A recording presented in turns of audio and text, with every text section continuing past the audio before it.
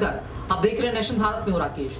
बिहार में अगले 2 महीने में विधानसभा चुनाव होने वाले हैं और विधानसभा चुनाव को लेकर तमाम तरह की जो राजनीतिक पार्टियां हैं, चाहे वो सत्ता पक्ष हो या विपक्ष, लगातार कोई कसर छोड़ती नजर नहीं आ रही कि कैसे चुनाव में वो अपना दमखम दिखा सके और इस बार जनता के सर आंखों पर वो बैठ सके। इस बीच कांग्रेस में उठापटक जारी है। किस बात को लेकर?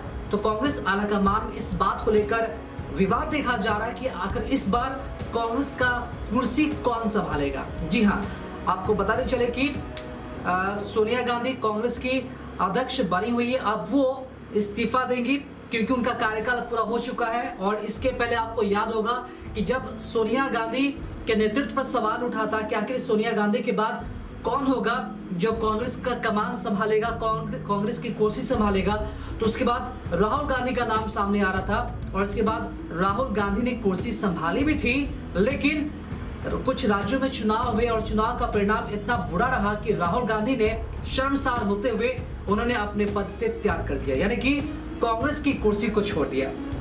और एक बार फिर से कांग्रेस की कुर्सी पर सवाल उठने लगा कि कौन है जो कांग्रेस का कमान संभालने के लिए तैयार रहेगा। कांग्रेस का ऐसा कौन सा नेता है जो वाकई में उसमें दम है और वो ऐसा कुछ कर दिखाएगा जो कांग्रेस जिस तरह से एक डूबती हुई नैया बन गई है, आखिर उसे कौन पार लगाएगा। तो एक बार फिर से कहीं ना कहीं कोई नया नाम न सोचते हुए एक बार फिर से सोनिया गांधी को ही अध्यक्ष पद बना दिया गया। यानी कि कह सकते हैं कि सोनिया गांधी ने जब इस्तीफा दिया तो राहुल गांधी ने कांग्रेस का कमान संभाली। और जब कांग्रेस के जो उस समय जो वर्तमान अध्यक्ष थे राहुल गांधी, उन्होंने कुर्सी छोड़ी तो एक बार फिर से उनकी माता जी सोनिया गांधी ने कांग्रेस की जो है कमान संभाली। लेकिन अब चूंकि सस्पेंस एक बार फिर से बनता नजर आ रहा है, क्योंकि इस बार राहुल गांधी और प्रियंका गांधी दोनों ने इस जिम्मेदारी लेते हुए इनकार कर दिया है कि कांग्रेस की कमान संभालने वाली है। ऐसे में बड़ा सवाल ये उठ रहा है कि वाकई में अब कांग्रेस का कमान कौन संभालेगा राष्ट्रीय स्तर पर। तो आपको यह बताते चले कि बिहार विधानसभा चुनाव नजदीक है। ऐसे में कांग्रेस दलित चेहरा को सामने लाना चाहती है ताकि वो सभी को दिखा सके, तमाम राजनीतिक पार्टियों को दिखा सके, देश की जनता को दिखा सके कि कांग्रेस दलित प्रेमी है। कांग्रेस के पास भी वो दलित कार्ड है जिसके बलबूते वो आने वाले बिहार विधानसभा चुनाव में खिलने जा रही है। और आपको ये बताते चले कि बिहार में विधानसभा चुनाव नजदीक है। ऐसे में कई सारी पार्टियां कसर लगा रही हैं कि वो इस बार के चुनाव में दमखम दिखा सके और जीत सुनिश्चित कर सके। इसी के मद्देनजर कांग्रेस में 2 दलित चेहरे सामने आए। एक है पूर्व लोकसभा स्पीकर मीरा कुमार, जो पूर्व सांसद रह चुकी है, कांग्रेस की कद्दावर नेता मानी जाती हैं। इसके पिछले दफा राष्ट्रपति पद के उम्मीदवार भी वो मानी जाती थी, उम्मीदवार भी थी, लेकिन करारी हार हुई। और उसके बाद एक और दलित चेहरा के रूप में नाम सामने आया है।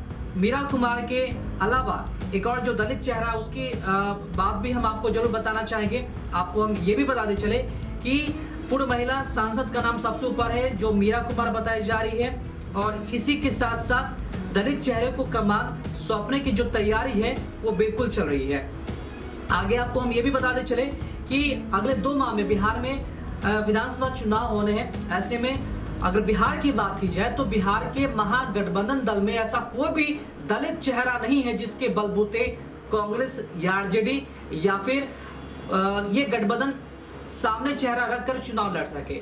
क्योंकि अगर एनडीए की बात की जाए तो एनडीए में कई सारे नेता, अगर बात करें तो रामविलास पासवान है जो दलित चेहरे के सामने के रूप में नजर आते हैं। और एक बड़ी बात और सामने है कि कुछ दिन पहले जीतन राम मांझी जो बिहार के पूर्व मुख्यमंत्री रह चुके हैं, उन्होंने भी महागठबंधन का जो साथ है वो भी छोड़ दिया, वो एनडीए के साथ आ गए।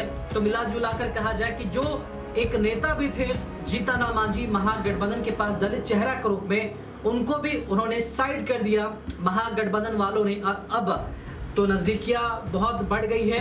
अब वो एनडीए के हिस्सेदार माने जा रहे हैं, एनडीए के हिस्से में माने जा रहे हैं। तो कुल मिलाकर ये कहा जाए तो बिहार में महागठबंधन दल के पास ऐसा कोई भी नेता नहीं बचा था। हाँ, श्याम रजक का जिक्र जरूर करना चाहेंगे।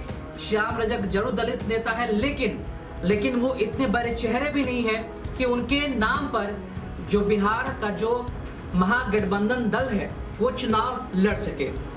मीरा कुमार का नाम इसलिए सामने आ रहा है कि वो राष्ट्रीय स्तर की नेता है, पूर्व लोकसभा स्पीकर रह चुकी है पूर्व सांसद है और इसी के साथ साथ पूर्व राष्ट्रपति उम्मीदवार भी रह चुकी हैं।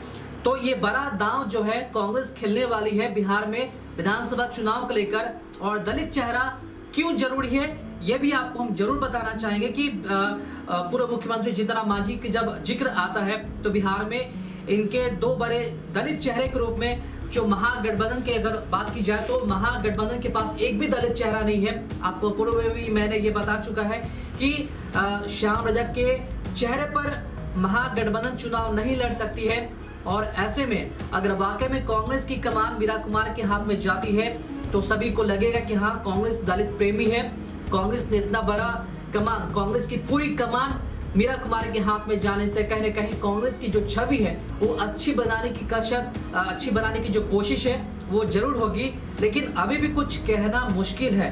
हालांकि पूर्व लोकसभा स्पीकर मीरा कुमार का नाम चर्चा में सबसे ज्यादा है और हो भी सकता है कि वो कांग्रेस की कमान संभालने को तैयार हो जाए, लेकिन संभावनाएं बहुत ज्यादा है, लेकिन अभी तक इस पर कोई औपचारिक घोषणा नहीं हो पाई है।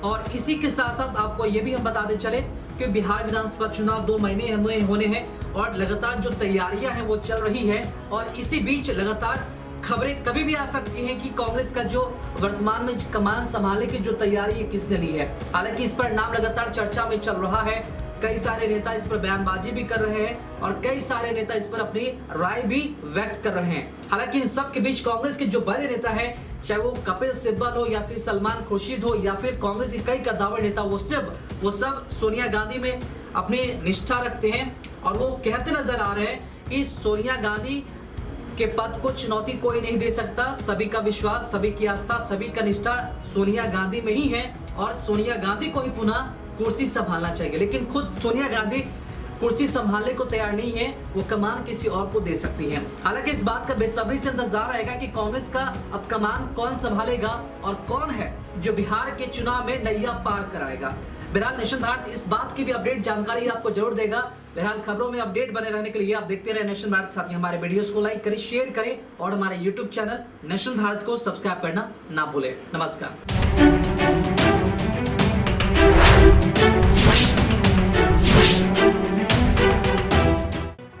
लेटेस्ट खबरों से जुड़े रहने के लिए हमारे चैनल नेशन भारत को सब्सक्राइब करें और बेल आइकन को दबाएं ताकि कोई खबर छूट न पाए।